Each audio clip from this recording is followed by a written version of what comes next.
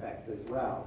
And there are a lot of different devices out there. There's a lot of energy sources, and we don't exactly know what the specifics of how they work are. So this is the first time we did a major open label FDA study to prove or quantitatively determine what effect the radiofrequency energy has on the skin of the neck and in a submental lift.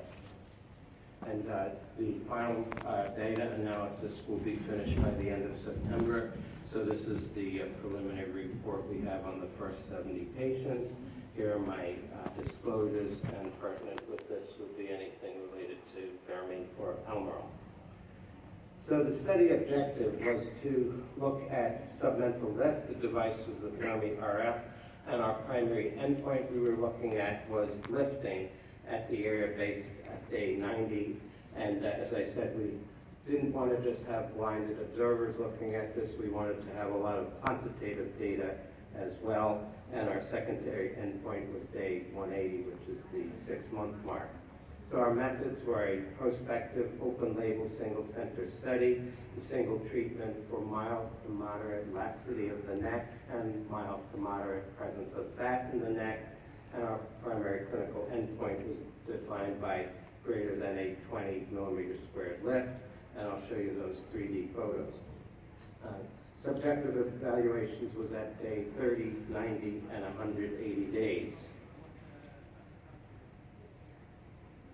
So treatment details, there were 3 small incisions in front, behind, at the corner of the mandible. The depth of penetration was just below the skin, passing with a fanning motion, the probe to enter that area, and the subdermal temperature was between 65 and 70 degrees to reach a surface temperature goal not to exceed 45 to 47 degrees.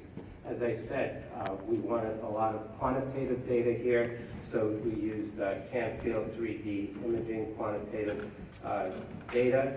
You can see here how we have the patch in the area that's being determined, and this is all quantified in 3D, and this is a representation how the vectors are changing over the course of each treatment as we capture the data. Patient satisfaction, you can see all these charts look at day 60, 90, 180 days.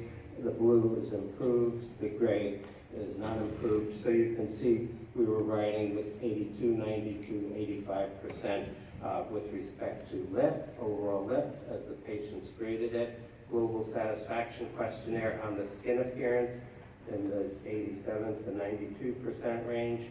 So again, majority of patients thought their skin appearance improved, skin texture tighter. So we have groups of tighter, firmer, smoother. You can see those numbers over the course, and global satisfaction of overall results. And at 6 months, 70% were very satisfied.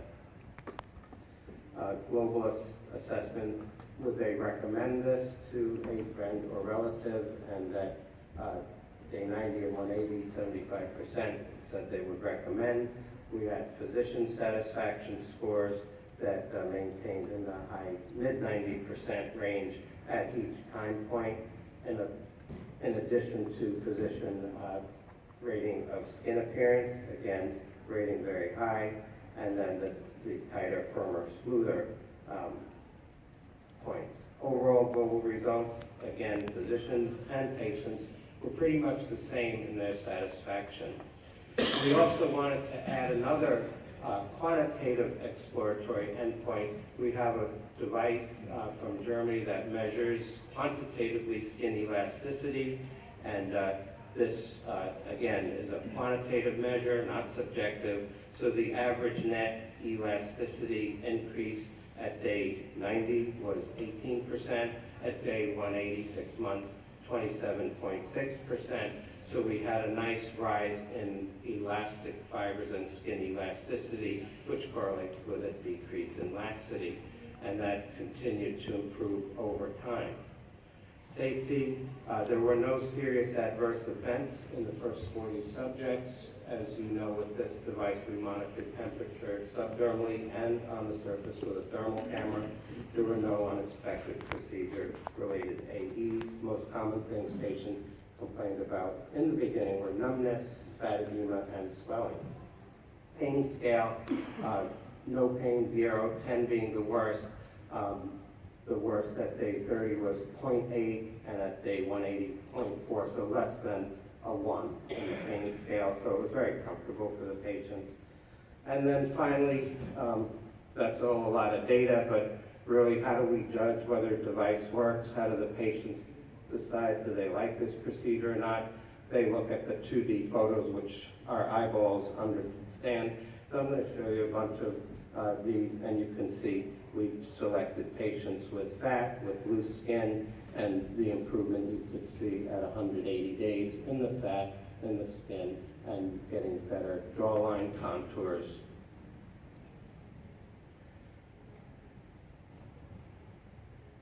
And you can see the fat, the obtuse angle on the neck, and how we've gotten a much defined, sharper mandibular border, a more acute angle, and reduction of the fat. And this is all with a single treatment that's about 20 to 23 minutes.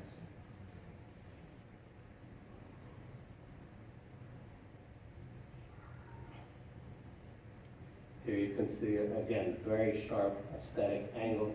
And we speak about just treating through one incision, the submental area, but to get a full aesthetic unit of correction using 3 incisions. And again, doing the 3 incisions really takes us 18 to 23 minutes, and you get fat, and you get skin tightening. Here it is. Radio frequency is colorblind, so you can do it in any color skin. And here's someone with significant laxity and improvement thereof. So that gives you a glimpse of what all the data means in terms of true looking at photos. I am done presenting the study. Related to that study, we measured the position of the mark